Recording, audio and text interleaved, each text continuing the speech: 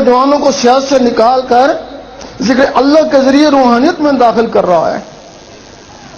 فرقہ واریت اور دہشت گردی کی ذمہ دار سیاست ہی ہے۔ دینی سیاست میں فرقہ واریت، فتوی بازی اور ہر کوئی امیر المومنین ہے، اور ملکی سیاست میں قتل و غارت، ڈاکے، دہشت گردی اور ہر کوئی مجرم ہے۔ وہ لوگ جو اللہ کو پانے کے لیے علماء سے بیعت تھے، کچھ نہ ملنے کی وجہ سے انمنی کی طرف راغب ہو گئے، جس سے ان کی دکانداری بند ہو گئی۔ ہر عالم اپنے آپ کو ولی سمجھتا ہے، جبکہ ہم کہتے ہیں کہ اللہ سے ہم کلام یا دیدار کے بغیر ولایت کا دعویٰ جھوٹا ہے۔ عالم کہتا ہے کہ جب تک کوئی مسجد میں نماز نہ پڑھے ولی نہیں ہو سکتا۔ طریقت کہتی ہے جب تک کوئی عرش مولا میں جا کر نماز نہ پڑھے ولی نہیں ہو سکتا۔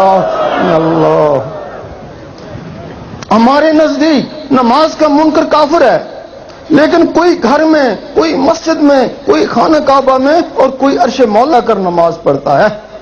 یہ اپنی اپنی پہنچ اور توفیق خداوندی ہے۔ عالم ربانی دین کے وارث ہیں، ان کی توہین دین اسلام کی توہین ہے، اور ان کی عزت ہر مسلمان پر فرض ہے، کیونکہ وہ بنی اسرائیل کے نبیوں کی مانند ہیں۔ لیکن یہ پیشہ ور عالم سو مذہب اسلام میں ایک فتنہ ہے۔ 72 فرقوں کے ذمہ دار اور مسلمانوں کو آپس میں لڑانے کے ماہر ہیں، بلکہ اب تو حکومتی کاموں میں بھی دخل دے کر ملک کے لیے بھی مصیبت بن گئے۔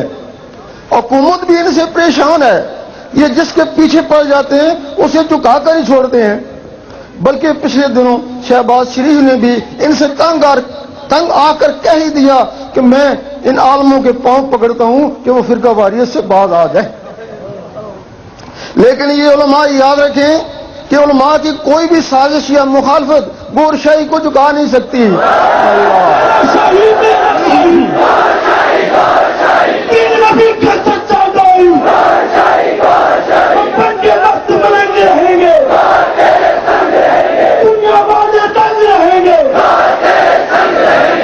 اگر انجمن کے ساتھی متحد رہے تو یقین کریں کہ یہ سازشی عناصر ایک دن منہ چھپا کر گھوما کریں گے۔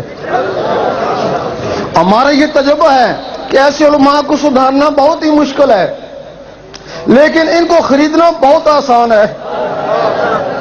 لیکن خریدے ہوئے مال پر اعتبار بھی نہیں ہوتا، جدھر زیادہ ادھر ان کا ارادہ ہو جاتا ہے۔ اس لیے ہم نے نوجوانوں کی طرف رخ کیا ہے کہ وہ سیاست کو چھوڑیں اور روحانیت میں آئیں، دل میں اللہ اللہ بسائیں۔ سیاست دینداروں کو زیب نہیں دیتی کہ صبح اور کہو اور شام کو اور کہو۔ اعلیٰ حضرت فرماتے ہیں کہ میرا دل بھی چمکا دے چمکانے والے، اور ہم بھی نوجوانوں کو دل کے چمکانے کی دعوت دیتے ہیں۔ جب اللہ کے نور سے یہ دل چمکتا ہے تو گناہوں سے چھٹکارا ہونا شروع ہو جاتا ہے، دل میں اللہ کی محبت آ جاتی ہے، بندہ اللہ سے اور اللہ بندے سے محبت کرنا شروع کر دیتے ہیں۔ پھر ان کا کنیکشن دل کے ذریعے اللہ سے جڑ جاتا ہے، پھر اللہ کی طرف سے اس کو ملنا شروع ہو جاتی ہے۔ پھر انسان تو کیا، ایک چیوٹی پر بھی قدم رکھنے سے گھبراتا ہے کہ یہ بھی میرے اللہ کی ایک مخلوق ہے۔ ہمارے اس عمل کی کوشش کی وجہ سے نوجوان طبقہ لاکھوں کی تعداد میں انجمن میں داخل ہو گیا۔ یہ لوگ بچے تو نہیں تھے کہ ہم اٹھا کر لے آئے، انہوں نے کچھ دیکھا ہوگا یا کچھ ملا ہوگا جس کا ان علماء کو دکھ ہے، اور سارا نزلہ ہم پر نکالتے ہیں۔ کبھی کہتے ہیں کہ یہ نیا فرقہ ہے، کبھی کہتے ہیں مرزئی ہے، وہابی ہے، امریکی ایجنٹ ہے، اسمگلر ہے، اس نے ڈاکو پالے ہوئے ہیں، عورتوں کو اغوا کرا کے فروخت کرتا ہے، بلکہ ہماری تحریروں کو بھی غلط انداز میں پیش کر کے کفر کے فتوے لگائے۔ اخبار والوں کو انجمن کی خبروں پر پابندیاں عائد کرنے کی دھمکیاں دیں، گورنمنٹ کی ایجنسیوں کو بھی ہمارے پیچھے لگا دیا۔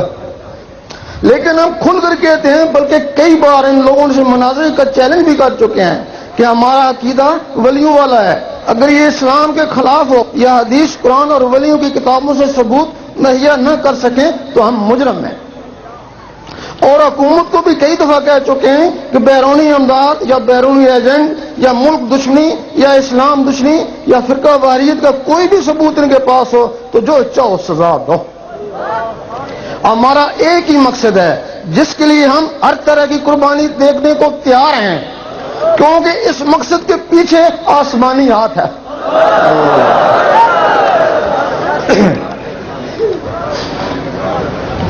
اللہ تعالیٰ نے فرمایا کہ مجھ سے محبت کرنے والی روحیں اس دنیا میں موجود ہیں، کچھ مسلم میں، کچھ سکھوں میں، کچھ ہندوؤں میں اور کچھ غیر مذاہب میں، کچھ افریقہ میں، کچھ امریکہ میں اور کچھ باقی ممالک میں بے چین بے تاب تڑپ رہی ہیں. تم ان میں جاؤ، اللہ کی محبت کا رستہ دکھاؤ، ان کے دلوں تک اللہ پہنچاؤ، پھر جس کو ہم چاہیں گے نکال لیں گے. اور پھر ہم نے دیکھا کہ گنہگار کے دل میں اللہ کا نور چلا جائے تو پرہیزگار ہو جاتا ہے، کافر کے دل میں اللہ چلا جائے تو مسلمان ہو جاتا ہے، اور مسلمان کے دل میں اللہ چلا جائے تو مومن بن جاتا ہے. تو پھر حدیث قلب مومن بیت اللہ، قلب مومن عرش اللہ.